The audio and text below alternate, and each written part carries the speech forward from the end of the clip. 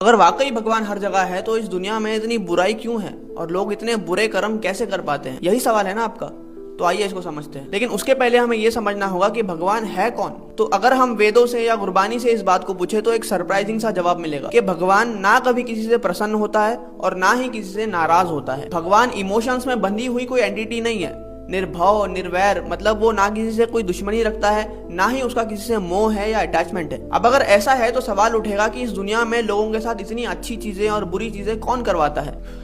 तो यूं समझिए कि भगवान ने इस डेवलपमेंट में, जिसे हम संसार कहते हैं, और उसके भी छोटे से कण बराबर की हमारी दुनिया में एक कोड की प्रोग्रामिंग फिट कर दी है, मतलब एक नियम लागू कर दिया है, जिसे ऋग्वेद में कहते हैं रतः और गुरबानी इसे कहती है हुक्म। और नियम यह है कि इस दुनिया का हर जीव, चाहे वो कोई आम इंसान हो, कोई महापुरुष हो या कोई अवतार ही क्यों ना हो, जो भी इस दुनिया में जन्म लेगा उसका एक इनविजिबल अकाउंट होगा, जिसे गुरबानी के टर्म्स में कर्म लेखा कहा जाता है, जिसके तहत हर एक्शन जो आपकी सोल इस बॉडी के थ्रू करती है वो दो पार्ट्स में डिवाइड होता है, सुकृत या कुकृत, यानी कि अच्छा कर्म या बुरा कर्म। क्योंकि भगवान ने हर इंसान को अपने कर्म डिसाइड करने की पूरी छूट दे रखी है, इसीलिए हम इस भूमि को कर्म भूमि कहते हैं। और यही कर्मों का ट्रांजैक्शन है जो हर समय हर कोई हर जगह पे कर रहा है, बिना ये जाने कि हर अच्छा और बुरा फैसला जो आप कर रहे हो वो घूम के किसी ना किसी दिन आप पे ही आएगा। इसी को गुरबानी कहती है मंदा चंगा आपना आपे ही कीता पावना। लेकिन जैसे हमने पहले बात करी थी, ये कर्मों का अकाउंट आपकी बॉडी से अटैच नहीं है, आपकी सोल से अटैच है, तो इसलिए उसे संचित कर्म कहते हैं, यानी कि बैलेंस कर्म। और उसके अकॉर्डिंग जो लाइफ आप जीते हो, जो अच्छा या बुरा आपके साथ हो रहा है, वो है आपका प्रारब्ध कर्म। और जब तक आप अच्छे या बुरे कर्म करते रहोगे ये ट्रांजैक्शन चलता रहेगा। इसीलिए अध्यात्म का सारा ज्ञान आपको सिर्फ ये समझाने के लिए है कि वो प्रभु जिसने ये खेल बनाई है, जिसे हम अलग अलग नामों से पुकारते हैं, अगर हम अपने सारे कर्म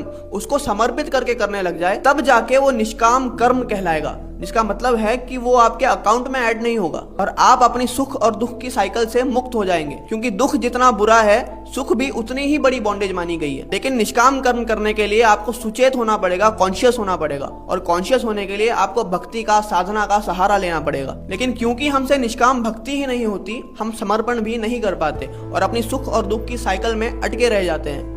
इसी को भगवान की माया कहा जाता है।